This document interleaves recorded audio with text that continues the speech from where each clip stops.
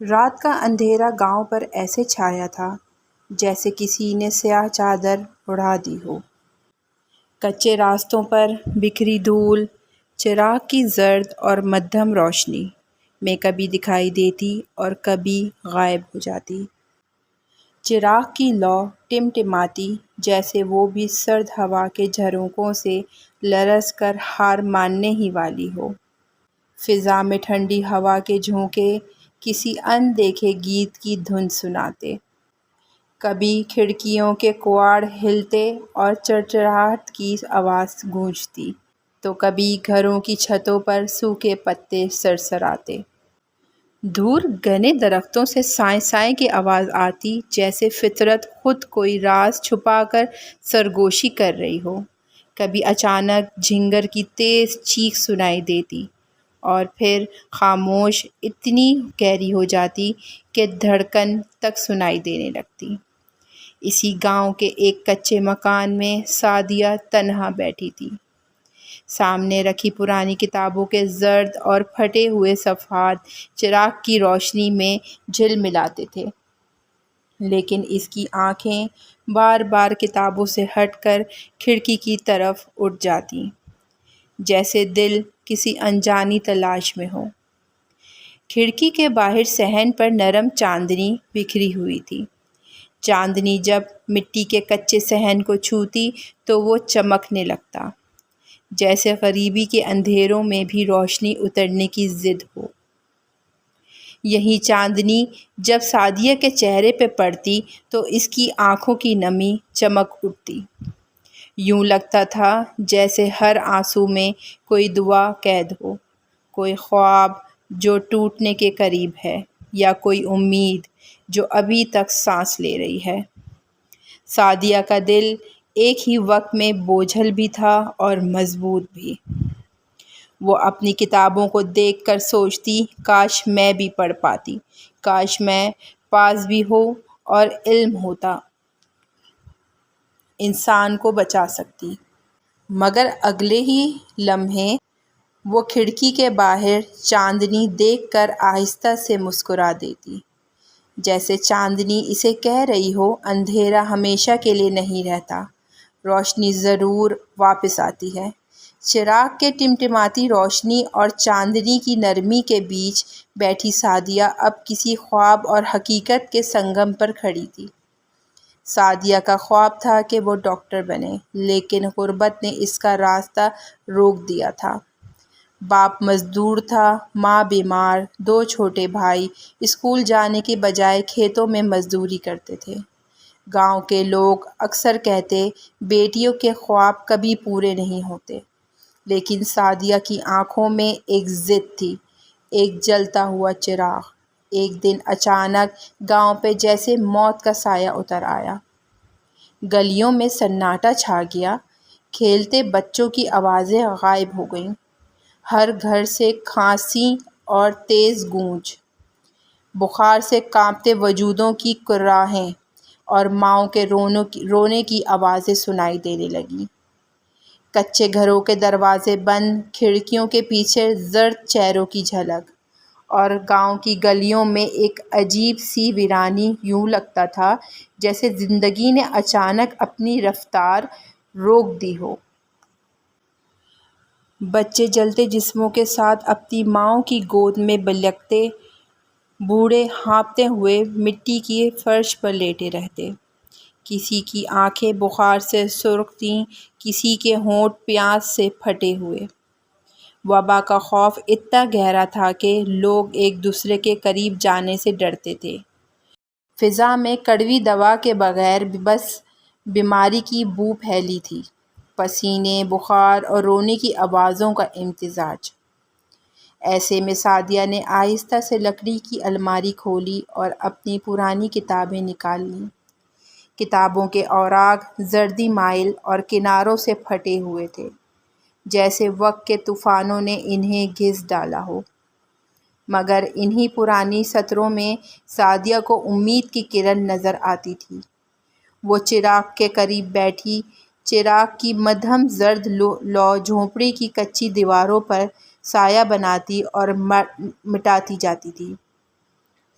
کبھی دیوار پر سعدیہ کے جھکے ہوئے چہرے کا عکس بنتا، کبھی اس کی تھکی ہوئی آنکھوں کا سایہ۔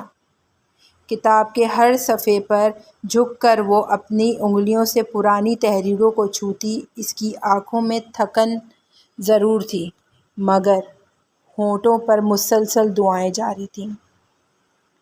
یوں لگتا تھا جیسے وہ ہر نسخہ پڑھتے ہوئے اللہ سے کہہ رہی ہو، یا رب، میرے ہاتھوں کو شفا کا ذریعہ بنا دے۔ کچھ دیر بعد سعدیہ نے چراغ کی مدھم لو کو پیچھے چھوڑا اور جھونپڑے سے باہر قدم رکھا۔ رات گہری ہو چکی تھی، آسمان پر بے شمار ستارے ٹمٹما رہے تھے اور ٹھنڈی ہوا اس کے بالوں سے کھلتی ہوئی گزر رہی تھی۔ گاؤں کی گلیاں سنسان تھیں۔ پہاڑیوں کی طرف جاتے ہوئے اس کے قدم کے نیچے خشک پتوں کی سرسراہٹ ہوتی، جیسے رات بھی اس کے سفر کی گواہ بن گئی ہو۔ چاند اپنی دودھیا روشنی زمین پر بکھیر رہا تھا اور اسی روشنی میں سبز جڑی بوٹیاں چمک رہی تھیں۔ یوں لگ رہا تھا جیسے چاند نے ان پر خاص چاندنی کا پانی چڑھا دیا ہو۔ سعدیہ جھک کر ہر پتے کو احتیاط سے توڑتی، کبھی کسی پتے کی خوشبو اپنی سانسوں میں بھرتی اور کبھی کتاب کی یادداشتوں سے اسے ملاتی۔ اس کی انگلیاں سردی سے کانپ رہی تھیں، مگر دل میں ایک عزم کی گرمی تھی۔ جڑی بوٹیاں ہاتھوں میں لیے وہ واپس اپنی کچی جھونپڑی میں داخل ہوئی۔ چراغ کی لو اب کچھ مدھم ہو چکی تھی، مگر پھر بھی روشنی دے رہی تھی، جیسے وہ بھی سعدیہ کے ساتھ جاگ رہی ہو۔ اس نے جڑی بوٹیاں مٹی کی اوکھلی میں ڈالیں۔ دستے کی ہر ضرب کے ساتھ کھٹ کھٹ کی آواز گونجتی اور خشک پتے ٹوٹ کر نرم صفوف میں بدلنے لگے۔ جب وہ جڑی بوٹیاں پیستی اور ایک خوشبو آہستہ آہستہ فضا میں گھلتی، کبھی تلخی کا احساس دل میں اترتا، کبھی تازگی کی خوشبو جھونپڑی کو بھر دیتی۔ بھاپ کے چھوٹے چھوٹے بادل اوکھلی کے دہے میں اٹھتے اور چراغ کے زرد روشنی میں سنہری دکھائی دیتے۔ ایسا لگتا تھا جیسے روشنی اور بھاپ مل کر ایک نیا جہاں تخلیق کر رہے ہوں۔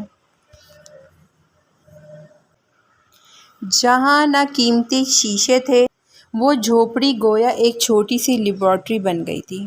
جہاں نہ قیمتی شیشے تھے، نہ جدید آلات، صرف ایک لڑکی کا یقین، ایک چراغ کی روشنی اور ایک پرانی کتابوں کا علم تھا جو اندھیرے کو شکست دینے پر تلا ہوا تھا۔ وہ کچی جھونپڑی واقعی اب کسی پرانی لیکن زندہ لیبارٹری کی شکل اختیار کر چکی تھی۔ چاروں طرف مٹی کی دیواروں پر چراغ کی زرد روشنی لرزتی، کبھی سائے لمبے ہوتے، کبھی چھوٹے، جیسے دیواروں پر کسی اور ہی کہانی کے عکس لکھے جا رہے ہوں۔ زمین پر بچھا بوسیدہ سی دری، اس پر رکھے ٹوٹے ہوئے برتن اور ایک کونے میں پرانی کتابیں جن کے صفحات بار بار کھلنے سے پھٹنے لگے تھے۔ ہر صفحے پر ہاتھ کی لکیریں، پرانے نوٹس اور دواؤں کے نسخے، یہ سب سعدیہ کے لیے کسی خزانے سے کم نہ تھے۔ اوکھلی میں جڑی بوٹیاں پیستے ہوئے کھٹ کھٹ کی آواز ایک مسلسل ردھم پیدا کرتی تھی، جیسے یہ آواز اس کی محنت کا ترانہ ہو۔ ہر ضرب کے ساتھ سبز پتوں کی خوشبو اور بھی تیز ہو کر فضا میں پھیل جاتی تھی۔ یوں لگتا جیسے جھونپڑی کی ہوا بھی دوا میں ڈھل رہی ہے۔ پیسنے کے بعد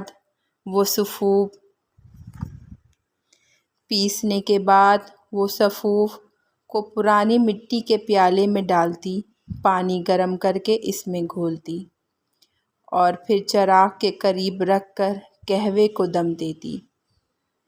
بھاپ کی دھوئیں میں جب روشنی گھلتی تو وہ منظر خواب سا لگتا۔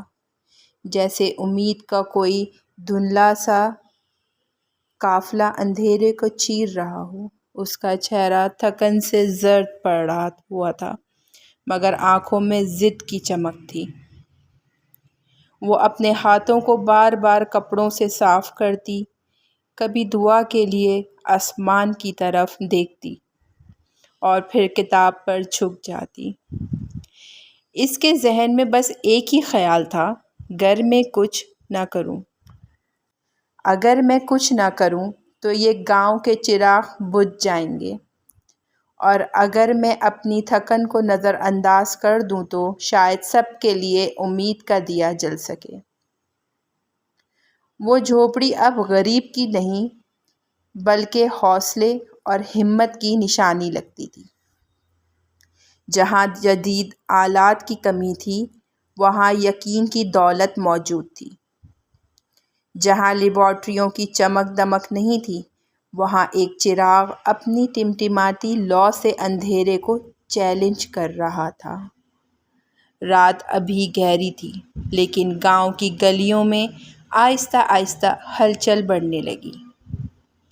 بچوں کی کھانسی، عورتوں کی کھرراہیں اور مردوں کی پریشان قدموں کی چھاپ، یہ سب ایک ہی سمت میں بڑھ رہے تھے۔ سعدیہ کی جھوپڑی۔ پہلے ایک نحیف سا بچہ آیا، جس کا بخار سے چہرہ دہک رہا تھا۔ ماں نے آنسوؤں سے تر آنکھوں کے ساتھ کہا، بیٹی کوئی دوا دے دو، میرا بچہ جل رہا ہے۔ سعدیہ نے محبت سے بچے کے ماتھے پہ ہاتھ رکھا۔ چراغ کی روشنی میں بھاپ اڑاتی پیالی اس نے ماں کے ہاتھ میں تھمائی اور کہا، یہ قہوہ پلاؤ، انشاءاللہ تعالی بخار اتر جائے گا۔ کچھ دیر میں ایک کے بعد دوسرا مریض آنے لگا۔ کوئی کھانسی کے ساتھ جھک جھک کر چلتا، کوئی کمزوری کے باعث سہارا لے کر آتا۔ جھونپڑی کے باہر لوگ جمع ہونے لگے، جیسے یہ چھوٹا سا کچا مکان اب کسی بڑے شفا خانے بن گیا ہو۔ اندر دھیمی روشنی میں بھاپ کے بادل اٹھتے، پسینے کی کھٹکھٹ، پیسنے کی کھٹکھٹ آواز اور دواؤں کی مہک چاروں طرف چھا جاتی۔ یہ سب دیکھ کر کوئی حیران تھا کہ ایک غریب مزدور کی بیٹی، جس کے پاس نہ پیسہ تھا نہ سہولتیں، کیسے سب کے لیے مسیحا بن گئی۔ سعدیہ تھکن سے پسینے میں شرابور تھی، لیکن اس کی آنکھوں میں ایک نیا سکون اتر آیا تھا۔ وہ ہر مریض کو دوا دیتے وقت دل ہی دل میں دعا کرتی، یا اللہ میرے ہاتھوں کو شفا کا ذریعہ بنا دے۔ اور یوں اس کی جھونپڑی کے باہر اندھیروں میں ایک نئی روشنی پھیلنے لگی، وہ روشنی جسے امید کہتے ہیں۔ دن گزرتے گئے اور سعدیہ کی جھونپڑی میں آنے والے مریضوں کی تعداد بڑھتی گئی۔ گاؤں کے وہ چراغ جو وبا کے اندھیروں میں بجھنے والے تھے، اب دوبارہ جلنے لگے۔ بچے کھیلنے لگے، بوڑھوں کے چہروں پر مسکراہٹ لوٹ آئی، اور عورتیں دعاؤں کے ساتھ سعدیہ کا نام لینے لگیں۔ کچھ ہی دنوں میں یہ خبر قریبی دیہاتوں تک پہنچ گئی، وہ مزدور کی بیٹی ہے، لیکن اس کے ہاتھوں میں شفا ہے۔ ہر گاؤں سے لوگ اپنے مریض کے لے کر آنے لگے۔ جھونپڑی کے باہر دن رات قطاریں لگنے لگیں۔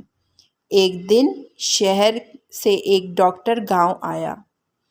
اس نے لوگوں سے سعدیہ کا ذکر سنا تو حیران رہ گیا۔ وہ جھونپڑی میں داخل ہوا اور بولا، بیٹی تم نے بغیر وسائل کے خدمت کی ہے، وہ ہم بڑے ہسپتال بھی نہیں کر پاتے۔ ڈاکٹر نے سعدیہ کو مشورہ دیا، تمہیں شہر جانا چاہیے، وہاں تعلیم حاصل کرنی چاہیے، اللہ نے تمہیں شفا کا وسیلہ بنایا ہے، اب اسے علم کے ساتھ مضبوط کرو۔ یہ بات سن کر گاؤں والے ایک لمحے کو خاموش ہو گئے، پھر سب نے یک زبان ہو کر کہا، ہم اپنی بیٹی کو جانے دیں گے۔ یہ صرف ہماری نہیں، اب سب کے لیے امید ہے۔ سعدیہ کی آنکھوں میں آنسو آ گئے۔ وہ جانتی تھی کہ یہ خواب اس کا اپنا تھا، لیکن اب یہ خواب پورا گاؤں کی دعاؤں کے ساتھ جڑ گیا ہے۔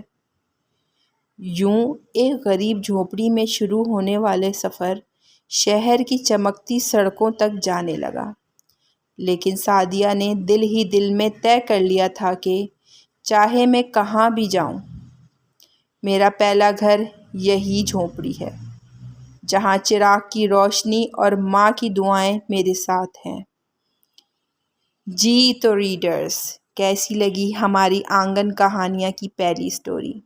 امید کرتی ہوں آپ سب کو پسند آئی ہوگی اور آپ سب اس کو سبسکرائب کریں گی اور لائک بھی کریں گی۔ جزاک اللہ خیر۔